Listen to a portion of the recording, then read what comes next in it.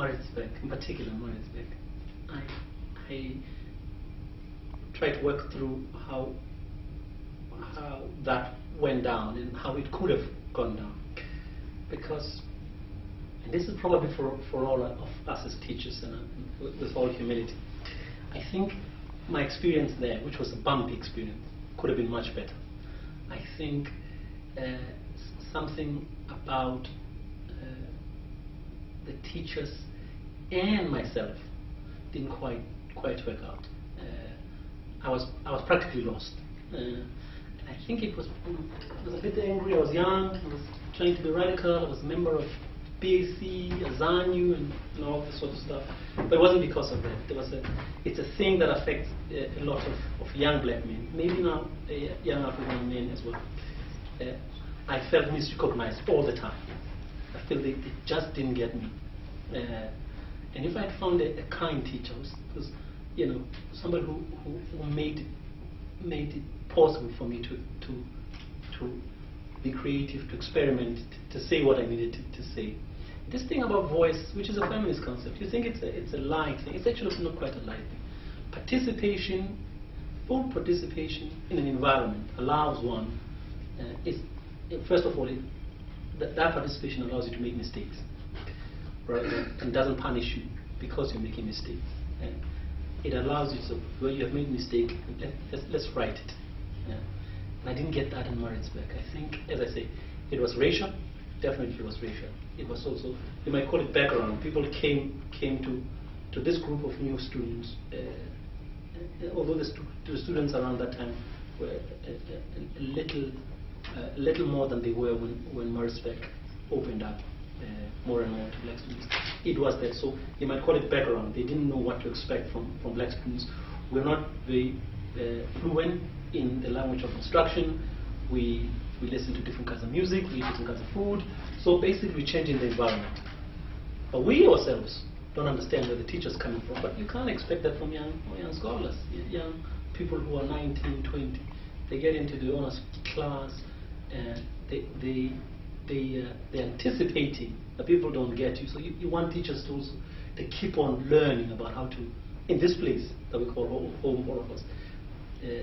Nobody has expertise or the answers. So I bumped my head quite a lot. I felt the experience was just wanted to turn me off. Until then, I get to the HSRC first, and then University of Western Cape, where I start to meet other people who have similar experiences, but say,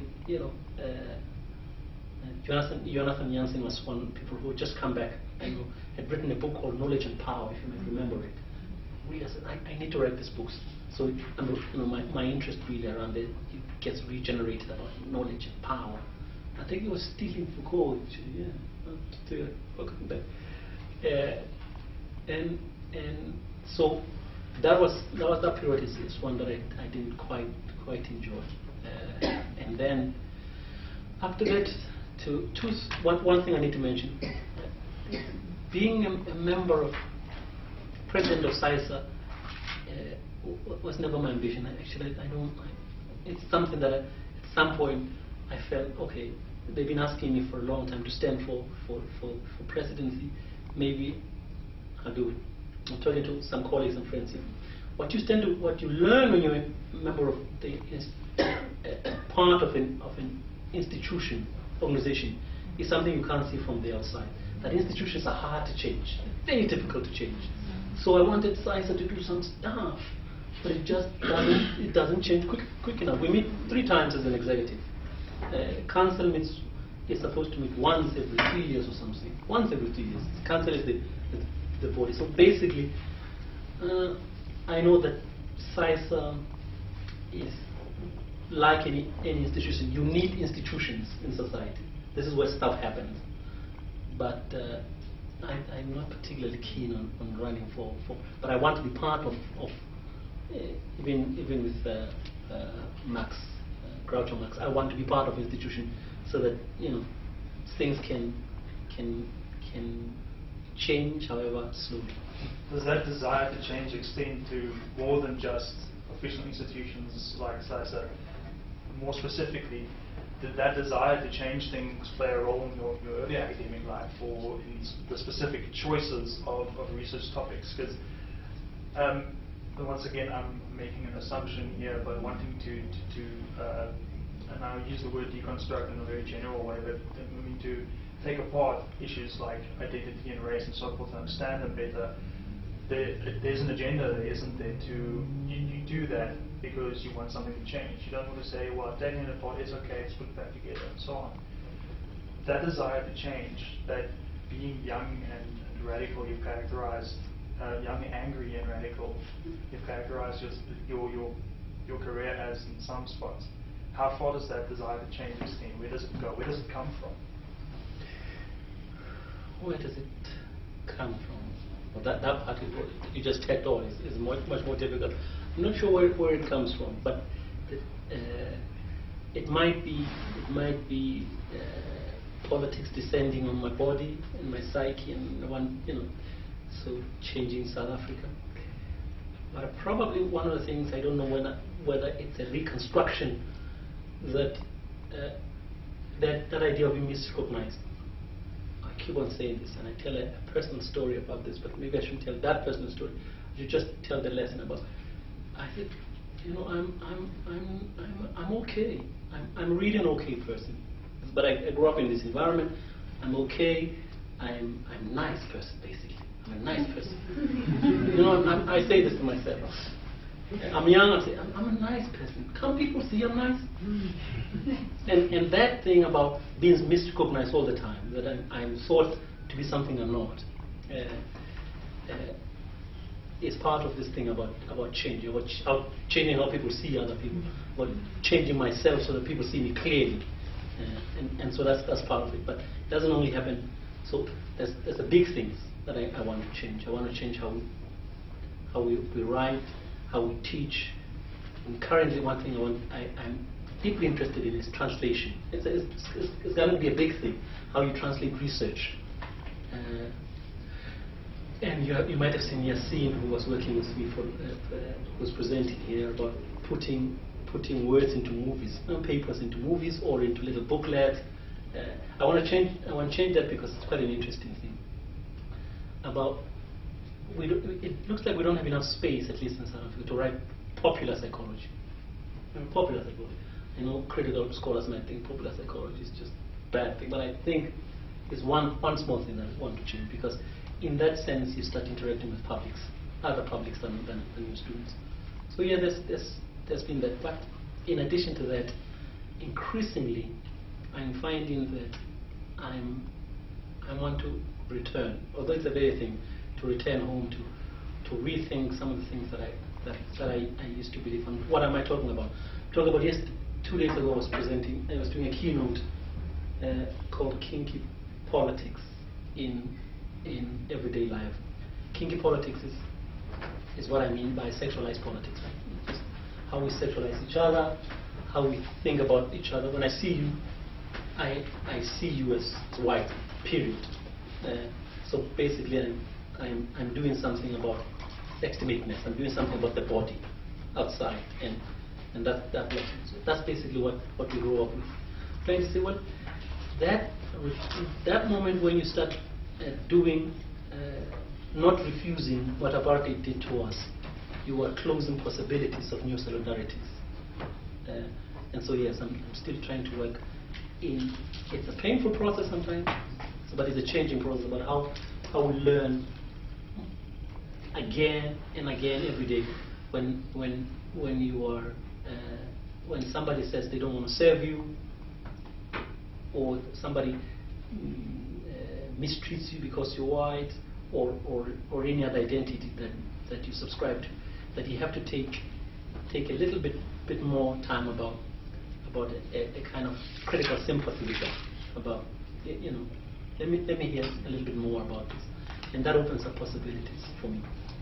Well, it's interesting you say that. I mean, from this particular paper, for me, a main theme that arises from it is sort of it's a form of violence where you categorize or create an identity for someone irrespective of their wishes about how they want to identify themselves.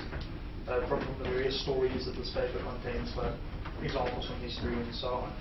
And that is a sort of a grave injustice that sort of obvious for people to see, but for a long time sort of went unchallenged. So does a desire to challenge that kind of injustice drive the kind of work you do? Is that an important factor? But also open the possibilities. But this, again, this paper and papers around revisiting the history is to say, why are we so attracted to whiteness? But we know why we're attracted to whiteness, because it's that category that accretes and produced as a desirable category, right? So people would want something that's desirable. This is not only from what basically it's from when you're doing identity work with Touchfair, we'll say that. But what you're trying to say for me about whiteness is, look what this did to you, because you wanted this thing, and this thing is not forbids you of having friendships and loves outside of that category. All kinds of relationships, similar with black people. Yeah.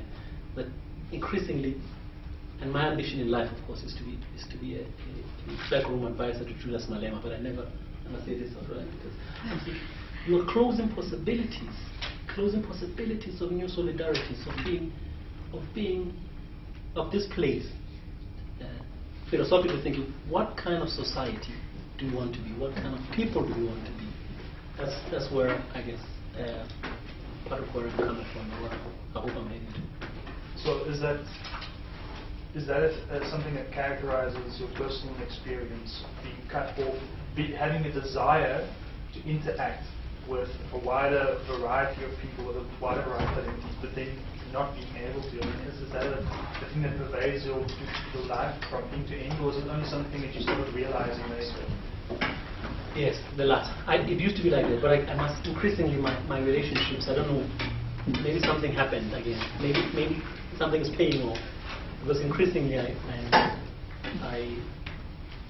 have incorporated this kindness as a political part of political transformation. So I try all the time to understand, to empathize, to change myself and change others. Once again, with kindness, because if previously I felt like that, I feel like I needed something that I didn't get. Now I'm getting, and it feels like I'm getting somewhere. So you would say that you've reached the point where you're starting to experience satisfaction about the things that you've done, as if you've achieved some sort of result, a positive result. Yes, I think I'm starting, as an example, as a particular example, I'm feeling like I'm starting more and more to write things that I like. It doesn't matter who doesn't like them. I can write about a subject that, for instance, you don't see a lot in South African Journal of Psychology, about pornography. I want to write about pornography. I want to write about the pornography as an element that increasingly is mainstream. That's one thing, because of the work, but also as something that should be thought about differently. So the point is, I can write about it. Whether somebody's going to publish it, that's much later for me. And I find that space better. Now, this is not an easy space in one sense, because the universities tell us you have to publish in a list of journals, isn't it? These are the journals you're publishing. And if you want to write without thinking about the journal where you want to publish, and you don't get those items per year, the department or the faculty, the college is not happy with you. The school doesn't get happy with you, the faculty.